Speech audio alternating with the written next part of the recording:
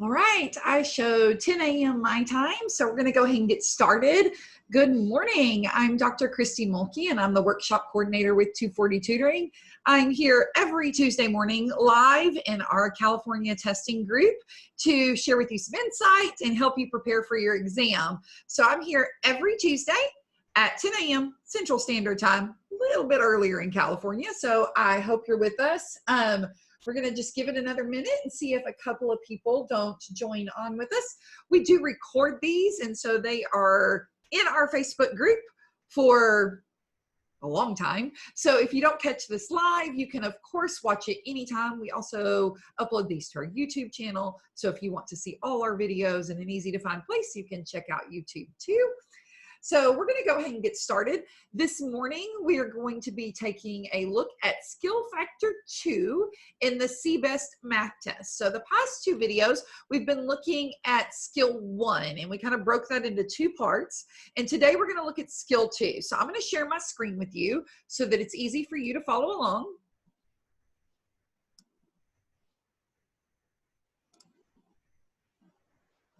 All right. Just going to pull that up full screen.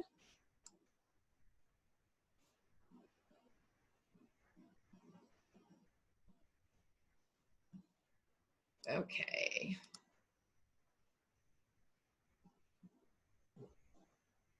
All right. So my computer's moving a little bit slow this morning. All right. So again, we're looking at Skill Factor 2, which is going to be computation and problem solving. Now, part of what makes this challenging is you're not able to use a calculator on the CBEST Math portion of the exam. So today I'm going to be showing you some strategies and things to help you through these questions. So again, this is specific to CBEST. We will be looking at other tests in the future for California, but we're going to go through the standards and competencies that we're looking at today, and we're going to walk through some questions. We're going to look at some strategy, and I'm going to try to explain some things to you that might help you as you prepare for your exam. Now, today we are looking at, like I said, Skill Factor 2, which is computation and problem solving.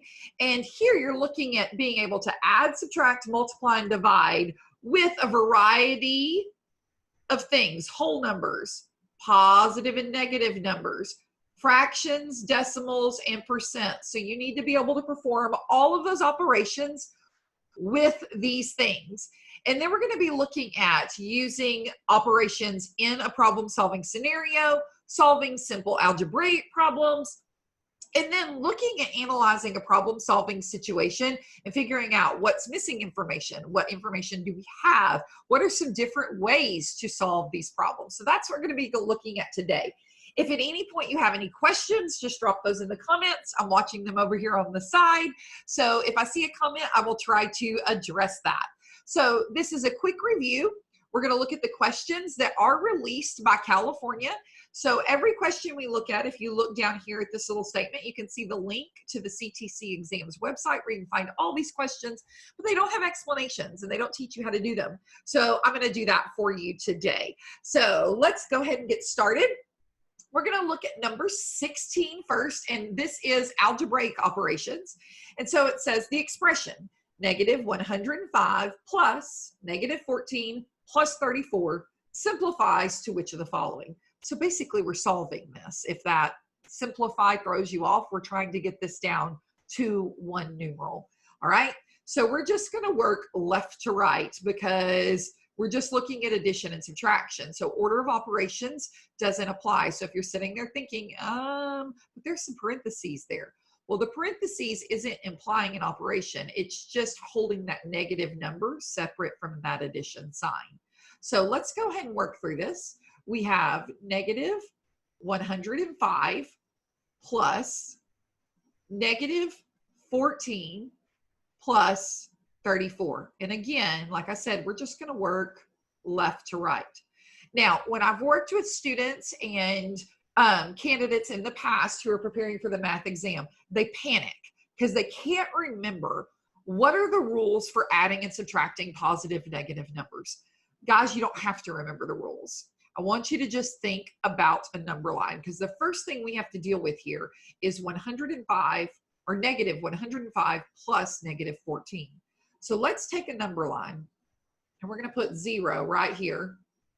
So this side of the number line would be our positive numbers, and this side of the number line would be our negative numbers, okay? And if we place 105 on that number line, we're negative 105. And we add another negative to it. So think about it like owing money. If I owe you $105 and then I borrow 14 more, so now I owe you 14 more dollars, my debt's going to increase. So when I add a negative number, I'm going to keep moving down that negative end. So I'm going to add that 14 to 105, and it's going to stay a negative number. So I'm going to do that math over here to the side really quickly. So I have negative 105 plus that negative 14, okay? So 5 and 4 is 9, 10 and 1 is 11. So I now have negative 119. So I now have negative 119 plus 34. All right, and that 34 was positive. So now I'm sitting over here at negative 119, and I'm gonna add 34 positive dollars. So it's like I paid back. So that positive is going to move this way on our number line.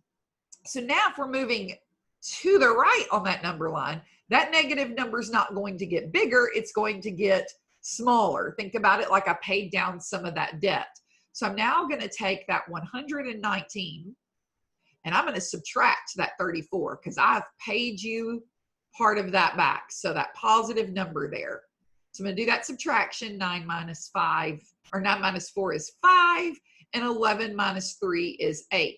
Now, I only did $34. I'm still in the red. So this number stays negative, and the correct answer here is C, negative 85.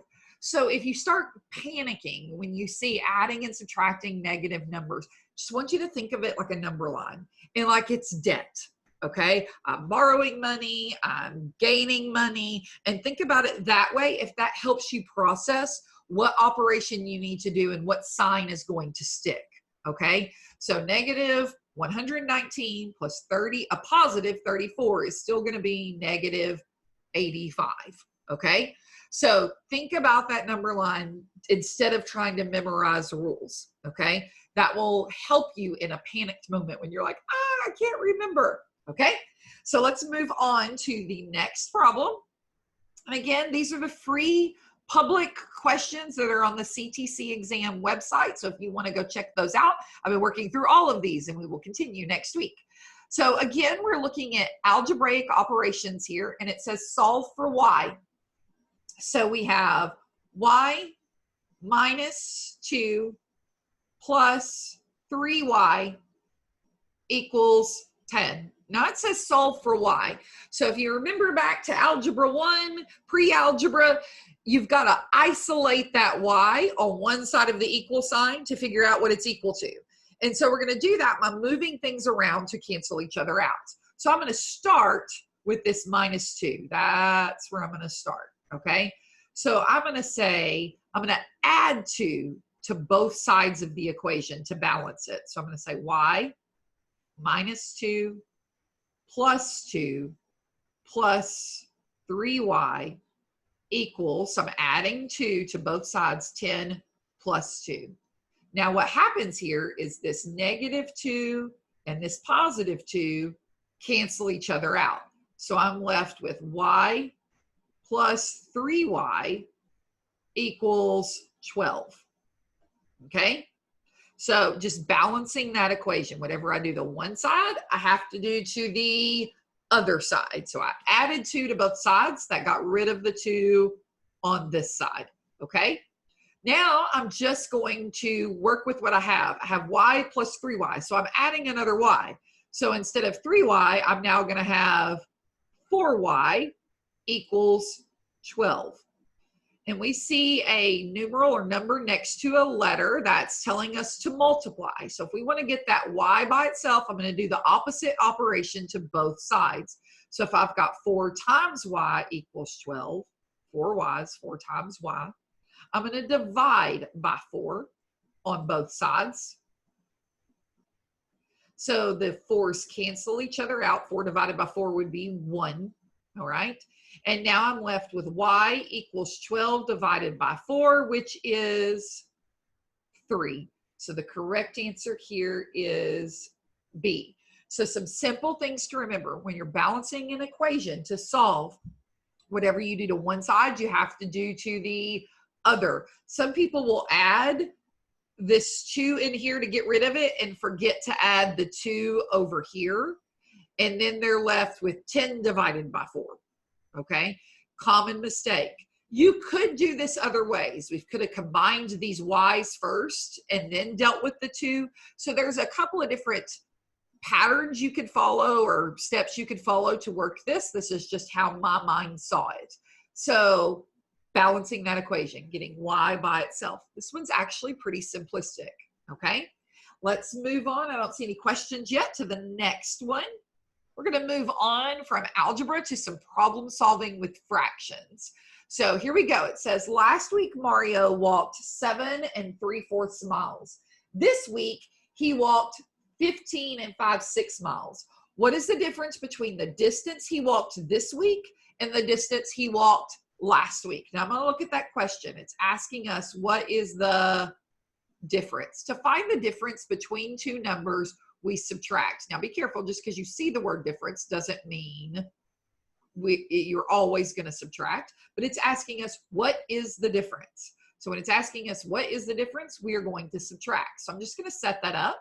I've got 15 5/6 miles minus 7 3/4 miles. Now you cannot just subtract those fractions because they're divided into different size parts. So we can't just subtract here. We're going to have to find a common denominator. In order to add or subtract fractions, the denominator, the number on the bottom, has to be the same. I'm going to say that again. In order to add or subtract fractions, the number, the denominator, the number on the bottom has to be the same. So we're going to find a common denominator. So we're going to change these into 15 and a new fraction minus 7 and a new fraction. Now the way I'm going to do this is I'm going to look at 6 and 4 and I'm going to try to find a common denominator. Now the way I do this is I skip count in my head. So I'm going to write that out just so you can see what's going on in my head. If I skip count in my head, I've got 4, 8, 12, these are multiples of 4, 16, 20. I'm just going to do a few and then I'm going to start with 6. And I'm looking for one that matches. 6, 12, 18, 24. Now, if you hadn't noticed it yet, I could have stopped right here. Our least common denominator would be 12. All right, so we're going to set that up with both denominators as 12. Now, to get that numerator, we do this. 6 times what would give me 12? 6 times 2. All right, we already figured that out over here. 6 times 2. And then I do the same thing to that numerator. 5 times 2 would be 10. So we do the same thing over here. 4 times what would give me 12? 4 times 3. So if I did times 3 there, I'm going to do times 3 up here. 3 times 3 is 9. Okay, now I can subtract these. I can work with the whole numbers first. 15 minus 7 is 8. And now I can subtract. 10 minus 9 is 1, and the denominator stays the same. So 8 and 1/12, the correct answer is B. All right. Now, I want to show you something. If you struggle with your multiplication facts, if you can't skip count like I did over here, and you're having to stop and go 4, 5, 6, 7, 8, 9, 10, 11, 12, that's too time consuming. I want to show you an alternative you can do to find a common denominator. This is what I've done with many candidates in the past who've struggled with their basic multiplication facts is you can just multiply those denominators together. Now this works fairly well when the numbers are small. If the numbers are large, you can end up with some really large fractions and numbers to work with, but these numbers are pretty small. So I can do 6 times 4 and get 24.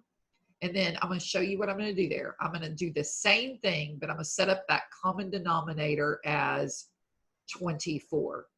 So if you struggle with that skip counting, just multiply those two numbers together. 6 times 4 is 24. I'm going to do the same thing. 6 times what gives me 24? Times 4. So I'm going to do 5 times 4, and I get 20. 4 times what gives me 24? Times 6. 3 times 6 is 18. Now I'm going to subtract. I get 8. 20 minus 18 is 2.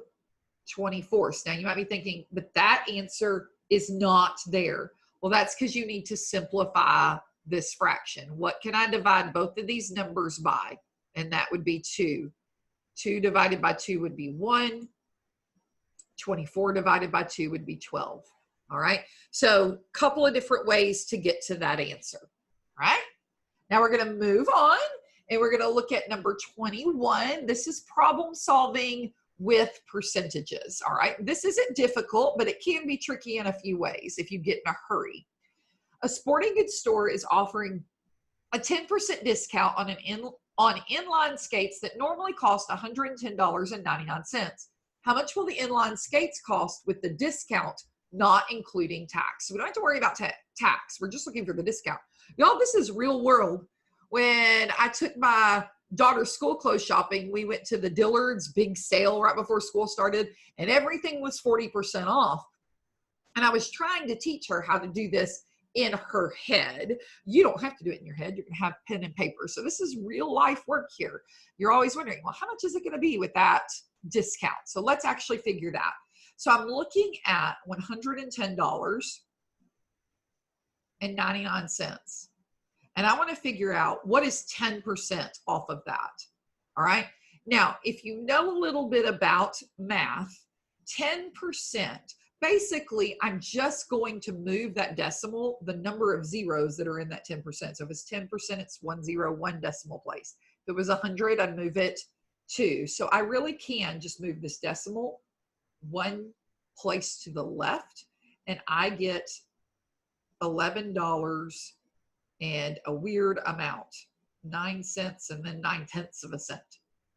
Now I'm going to round that because we don't have fractions of a penny, and I'm going to get $11.10 because that 9 would make this 9 go up to 10. All right. Now, if you didn't know that rule, if you didn't know about moving the decimal place, you can do this a little bit longer way. You should know that 10%, if we write this as a decimal, it would look like this.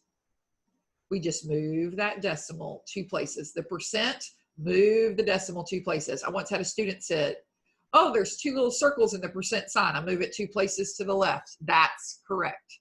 All right. So I would be looking at 0.10. All right.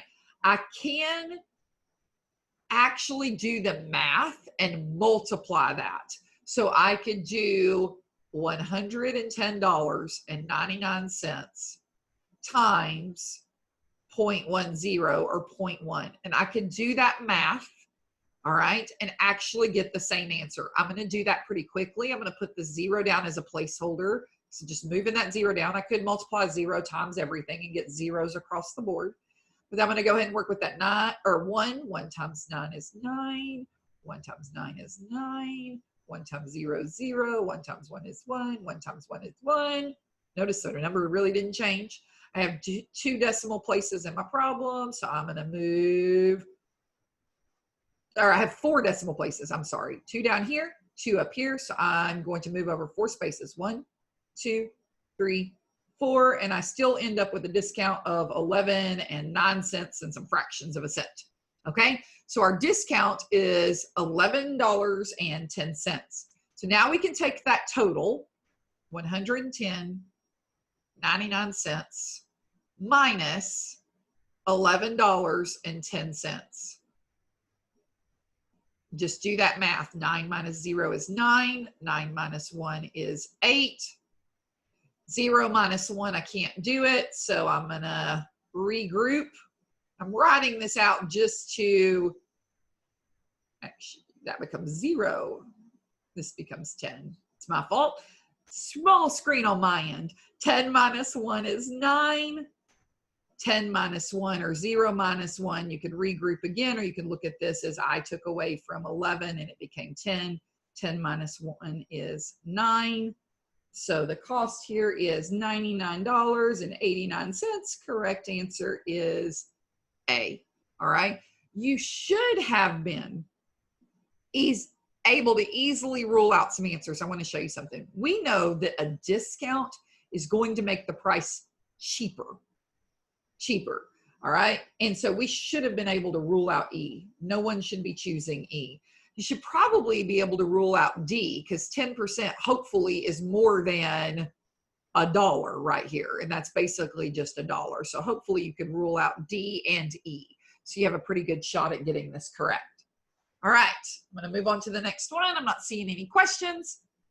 So we have problem solving here. Peter works 38 hours per week and earns $7.25 per hour. His employer gives him a raise that increases his weekly gross pay to $307.80. What is the increase in Peter's weekly gross pay? So he had 2 weeks of gross pay here. And we know the second week was $307.80. The first week, we don't know. We know he worked 38 hours, and for each of those hours, he earned $7.25 per hour.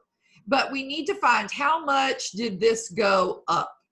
How much did this go up? Again, we're looking for the difference. What's the difference between those two numbers? Okay.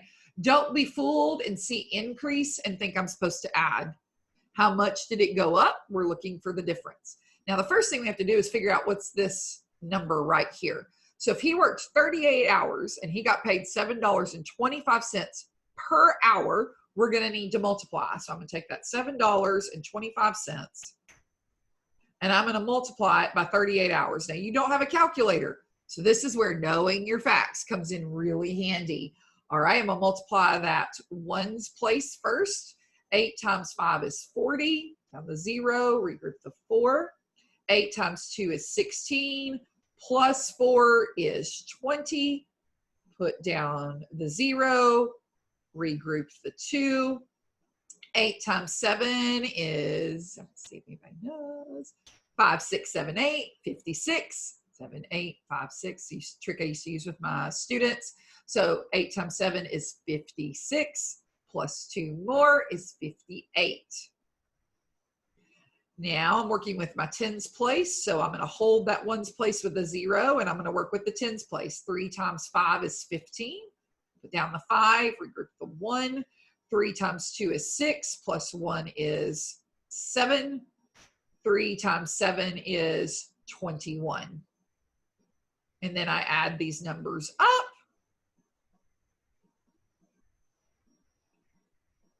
And I get 0 and 0 is 0. 0 and 5 is 5. 8 plus 7 is 15.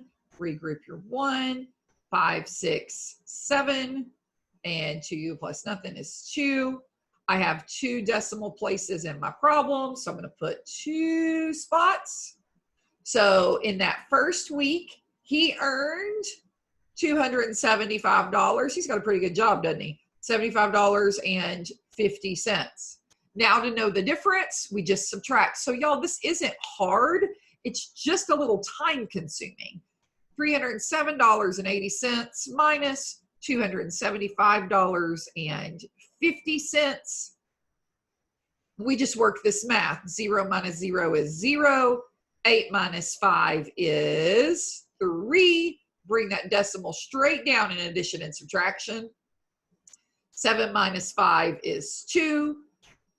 30 minus 27, or you can do the regrouping here if that makes you feel better. 10 minus 7 is 3. 2 minus 2 is 0. So he made $32.30 more the second week. That's how much his pay increased. Now I want to show you something. A lot of people get in a hurry. They get this answer and they forget to finish the problem. And I want to show you something. That answer choice is there. That answer choice is there. So if you forget to finish the problem and figure out what it's asking you for, it's very easy to choose the wrong choice.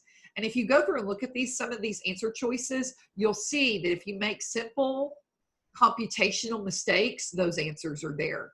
All right, so don't get in such a hurry that you make computational mistakes. All right, we're going to move on. Now, these last two are more thinking problems. They don't really require math. They require thinking about the math, okay? So it says, read the problem below, then answer the question that follows. Wei Jin, I don't know if I'm pronouncing that correct, but I'm going to give that a go, and Sue are going to drive cross country. I'm going to look at my larger screen so I can see this better. To reach their destination, they plan to drive about 400 miles for each day for 5 days. The gasoline cost an average of $2 per gallon. Approximately how much money should they budget for gasoline for the trip? So I'm just going to kind of sketch out what I'm hearing here. They're driving for 5 days. So I'm picturing it like a calendar.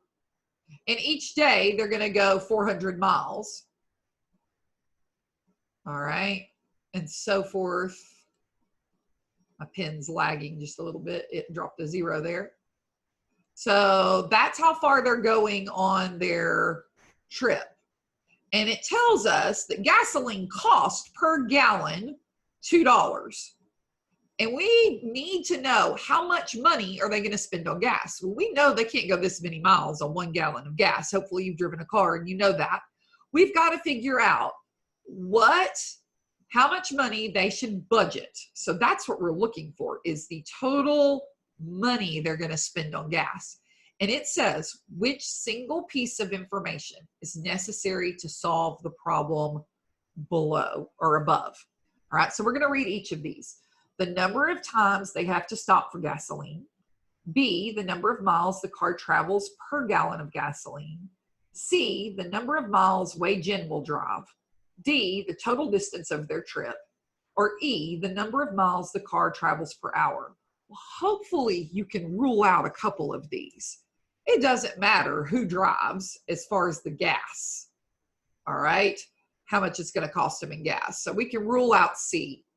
We can probably rule out D, because y'all, we can figure that. We have enough information to figure the total miles of the trip. So we don't need that. We've got it down to A, B, and C. Well, we're looking for money. How much money should they budget? So we know we don't have enough information to figure that out. So let's work through these. The number of times they will have to stop.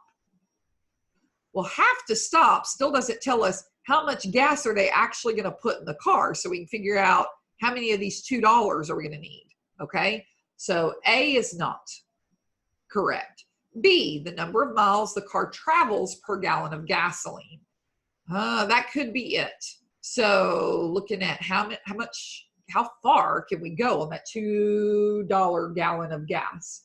Or E, the number of miles the car travels per hour. This has nothing to do with the cost of gas. So our correct answer here is B. This is a reasoning question.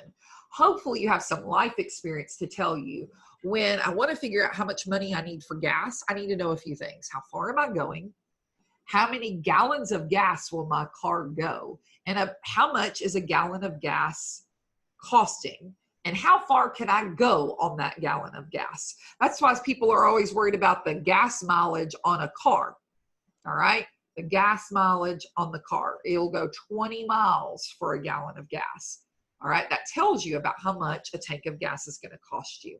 All right, so hopefully that helps you. This one's just a reasoning. Don't linger on it. Don't linger on it. Reason your best way, get your answer, and move on. All right, now this one's really small, so I have to look at my larger screen over here to read this. So this one's looking at alternative methods, and this is not as difficult as it looks. It's lengthy, but it's not difficult.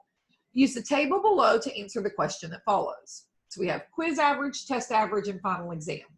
The table shows Sabra's grades for a class. For her overall average, the test average counts twice as much as the quiz average, and the final exam counts twice as much as the test average.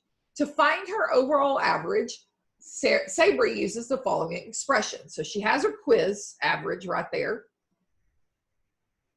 And then it says her test average, that's 79, counts twice as much as the quiz. So she just simply put it in there twice. And then it says her final exam counts twice as much as the test average. So this one counts twice as much as this one. And if this one counts twice as much as this one, twice is 4.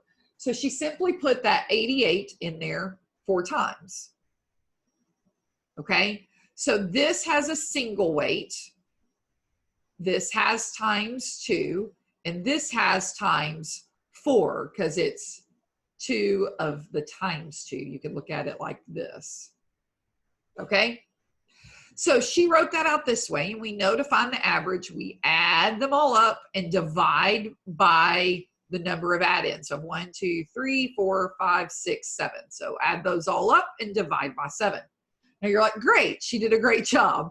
But the question is asking, which of the following is another way to find her overall average? So we need to figure out another way to write this.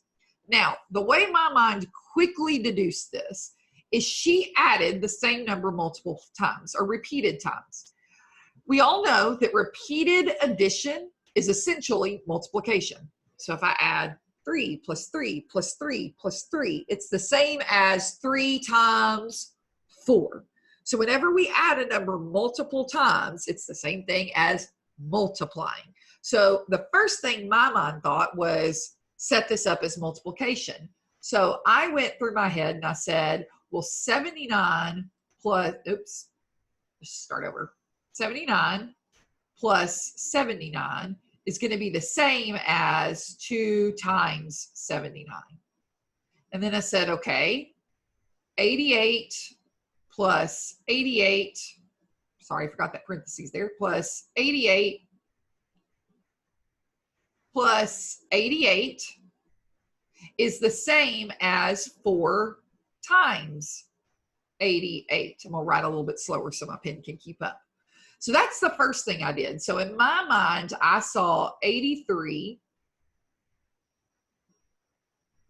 plus 2, let me just start over. My pen is lagging so bad. 83 plus 2 times 79 plus 4 times 88.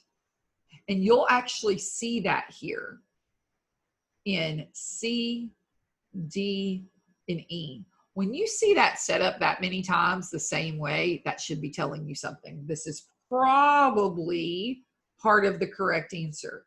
We can't divide pieces of it by 7. That's not how you find average. And here, I don't know what they're doing.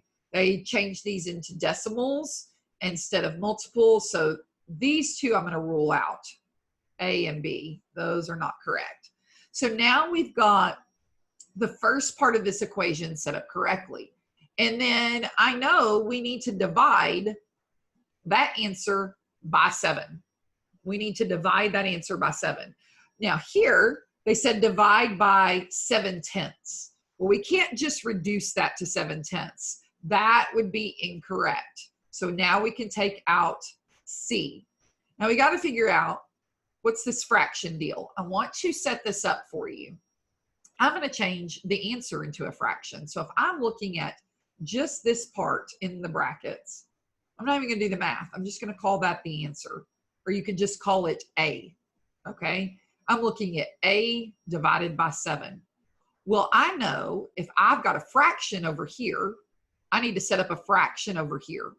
Okay? So I'm just going to put A over 1. Anything I put over 1 stays the same. So I put that answer over 1.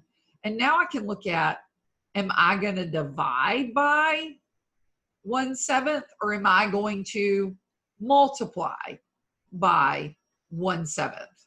Well, I want to show you something. If you multiply, a times 1 stays a, 1 times 7 stays 7. So I'm back to a divided by 7, which is what I was going for in the first place. So the correct answer here is E. If I multiply or divide that fraction, I've got to flip it and multiply, if you remember that rule. So correct answer here is E. So you see these last two questions were much more about reading carefully and reasoning your way through it. When I did this, I didn't write all this out. I just wrote all this out so you could kind of see my thinking. I'm doing that metacognition thing we talk about in teaching, where I'm showing you the thought process that's going through my head. But you really don't even have to write anything out to solve this or to answer this question. We're not even solving anything. We're just looking at what's a different way to solve this problem. All right, so that concludes all the released questions, those free public questions from the CTC website for Skill Factor 2. Next week, we're going to look at Skill Factor 3. So stay tuned. Join me next Tuesday. I want to remind you of just a couple of things. Remember to know your test format. Remember, it helps to know your basic facts. It helps. It makes the math go faster because you don't have a calculator. Today should have showed you that reading carefully is key, and not all of these questions are you actually going to have to solve for the right answer. You're going to have to reason your way to figure out what's the missing information. What's another way to solve this? I highly suggest you do the computer-based tutorials online to get used to the test format. Now, again, if you need more information or more study materials, I highly suggest you check out our study guides or our free resources on our webpage. Again, these videos will stay live, well, not live on Facebook, but they will stay stored under videos or right here in the feed on Facebook. And we do upload these videos to YouTube, so if you want to check us out there. Tomorrow, I will be live in this group for office hours. So if you have any questions, put them in the comments of this video, post them in the group page, and I will try to help you out. Even if it's not related to math, post them. I'll help you out. And I will be back here next Tuesday, same time, with another video looking at Skill 3 for CBEST Math. I hope this has helped you out, and I wish you all the best. Again, I'm Dr. Christy Mulkey with 240 Tutoring, and I hope to see you next week.